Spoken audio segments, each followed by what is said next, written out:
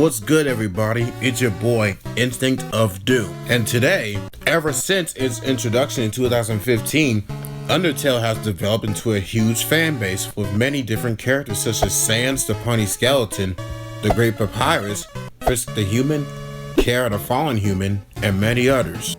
This also gives birth to a multitude of AUs, meaning alternate universes, which are fan-made, by the way, which I won't be using, but using stuff that are canonically to Toby Fox himself. Guidebooks, calcs, and other media which explains how huge the Undertale multiverse really is. A lot of people who scale Undertale probably don't really know how to scale the multiverse, but in this video, I'm going to be going over on why the Undertale multiverse isn't as simplistic as other people have made it out to be. So, how big is the Undertale multiverse? Does it only contain a continent? Does it only contain a planet? Or does it only contain one timeline? How many timelines are there in Undertale multiverse? And who rules all of them? Now, since I'm making my Cosmology video on Undertale, I have evidence, calcs, and scans to prove that the Undertale multiverse is way bigger than you think. And without further contentions, let's get right into the Cosmology, or as you want to say, the guide to the Undertale multiverse. Within the Undertale multiverse, Flowey has stated that he burned every book and read every book. He killed everybody, he spared everybody, won every game and lost every game. Now let us start off with the books. There are already two possibilities, one where he burns the books and one where he reads the books. The second part is about killing and sparing everybody. We don't have an efficient evidence for Flowery doing the neutral endings that you, the player, or Frisk did. So we can lowball and make just two possibilities, pacifist route and genocide route. Now the game's the most important thing.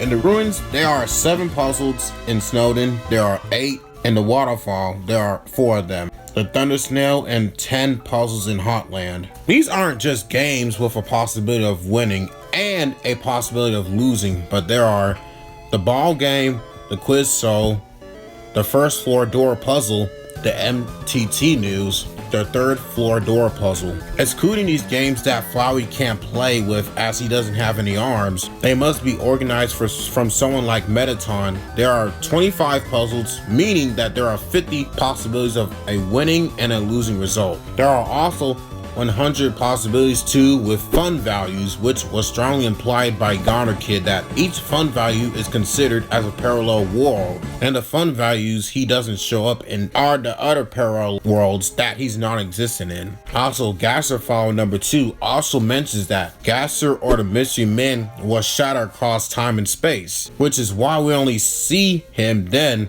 The fun value is at 66. Each Gasser follower and the Goner Kid, who are considered to be remnants of what's left of him, die to the fact that this specific Gasser follower is holding a piece of them right now, just before he vanishes. And Gasser follower number 3 mentioning that Gasser is listening, indicating that all Gasser followers share the same mind as Gasser, while existing individually in their own worlds across time and space. Since Flowey implied that he did any single combination, I assume that he combined all these possibilities together. The multipliers and calcs will be down in the description below. Now, if we take the book of possibilities times the monster possibility times the fun value possibilities equals 2 times 2 times 25 or 50 times 100, and that combination should equal 3,200 or 20,000 possibilities in total so far. Since we also have the PC version, Switch version, and a PS4 and Vita version due to fundamental differences that these versions have between them,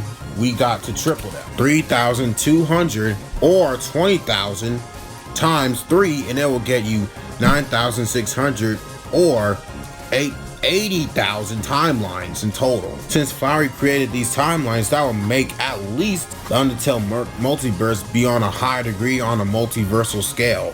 When Sans mentions about jumping between timelines from left to right and causing them to stop and start again, clearly indicates that you're constantly shifting between two main routes, being a passive or genocide route, when making a decision on killing or sparing the monster you encounter, which then causes a split between the routes individually and ends up creating alternate timelines. The neutral route represents the balance between them, which you can also end up if either of the two main routes gets aborted because you didn't follow the rules that keeps you from leaving the current main route you used to be in. Even Flowey mentioned this in the pacifist route when you don't decide to befriend some of the important monsters in the underground in order to get the happy ending you wanted. At the very end of the pacifist or genocide route, you eventually will decide on having to use the true reset manually in the pacifist route and letting Kara do it for you by giving away your soul to them in a genocide route,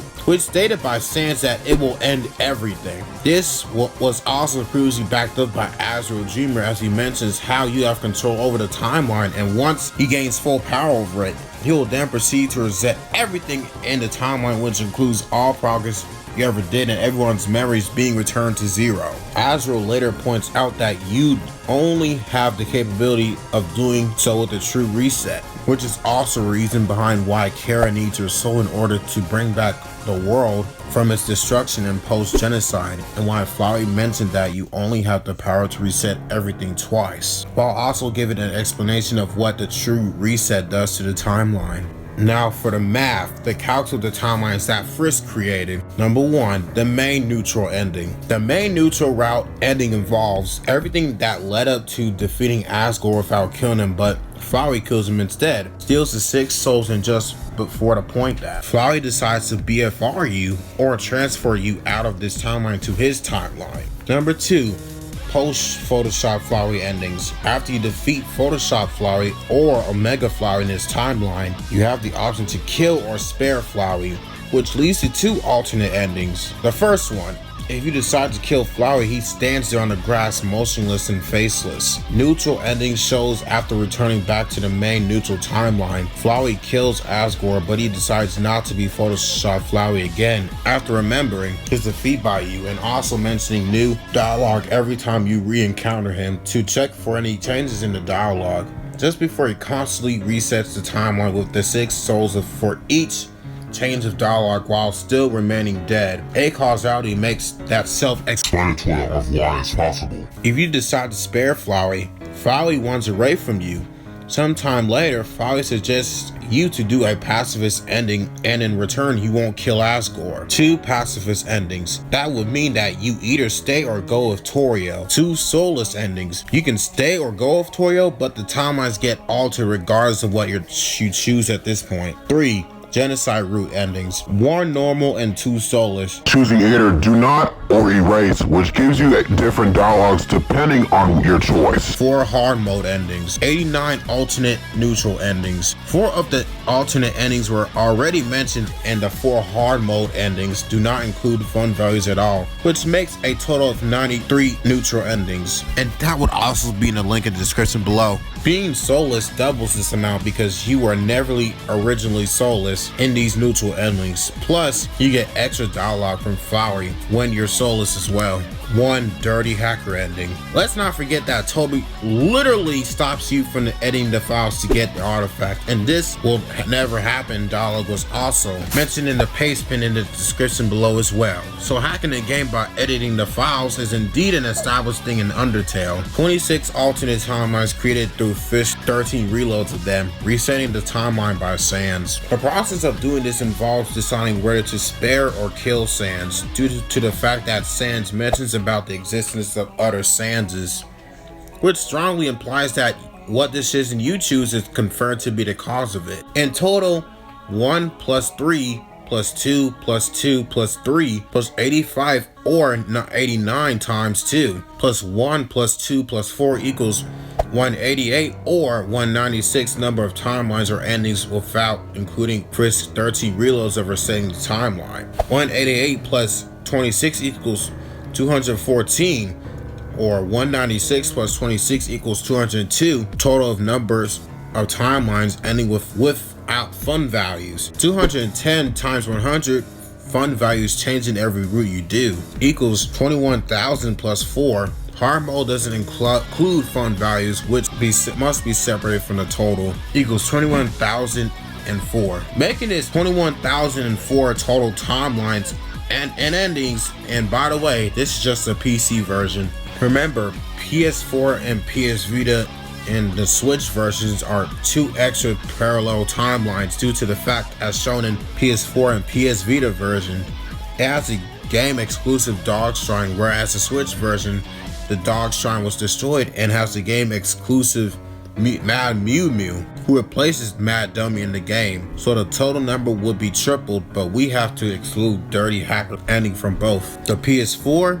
Vita, and the Switch versions, as it's impossible to get these endings from those platforms. The total amount for the Nintendo Switch version is the same as the PS4 and Vita, so it gets multiplied by 2 and then added to the total of the PC version. In the total amount, it will be 209 times 100. That will give you 20,900 plus 4 equals 20,904 total timelines or endings of both PS4 and Vita and the Switch separately that were not added together. 20,904 times 2 plus 21,004 will give you 41,800 plus 21 and 4 equal. That will also give you 62,804 total timelines from all 3 versions on a much larger multiversal scale.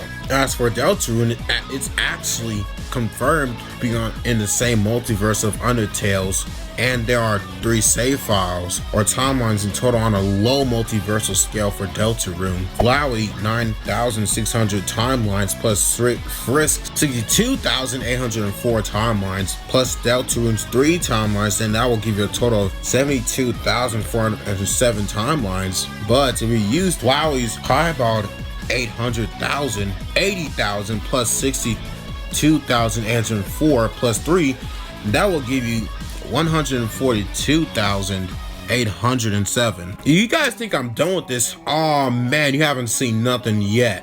And these are just a speck in the Undertale multiverse. There is stuff for Undertale being infinite 4D to 5D. Let's say Omega Flower is really high into 4D easily, whereas Gold Boy being infinitely stronger, as shown by the stats, would arguably be infinite 4D. And another argument is that True Form Kara one-shotted the Undertale multiverse, which can be argued to have countless possibilities, and True Form Kara would scale to the anomaly who views beings as Azrael as fiction. People would argue to have the anomaly at 5D, but viewing someone as fiction is a really contentious subject because it would need more evidence, like being a dimension above Azrael or something similar to that. Other than that, they would be really high into infinite 4D. Actually, there's one more thing to go over, and that's actually about the Undertale multiverse at its peak being 5D. Toby Fox / the Annoying Dogs, or Toby Fox's avatar, the Annoying Dog. And with a bark, he created the Undertale multiverse, which is at least a high 42 or infinite 40 to infinite 40 structure. He also views all the other characters as literal code in his game. And Gasher does a feat comparable to Toby, which he created Deltarune. And he was able to survive the wrath of Toby Fox and tank the destruction of literally everything. And his stats are greater than Azrael's, shown on screen. He also has a room with which only exists on one of the dozens of different fun values in the game that give you the different stories and universes you play in Undertale, meaning it's a singularity and is possibly a 5D construct for existing as a singularity in the space-time continuum. And there you have it. This is the guide to the Undertale multiverse. And if you guys have any questions or contentions with the scaling, please leave a comment down below and let's all be civil, because I noticed in one of my other videos niggas was coming at me crazy. So let's not do the same thing for this video. And if you enjoyed this video, please leave a like, share this, and subscribe to my channel. And if this video gets more than 10 likes, I will make and drop my other Undertale video called the Undertale tier list. I'm trying to reach 1,000 subscribers, and if y'all can please support me on this journey so we can get there. Stay safe out there and have a good day. Peace.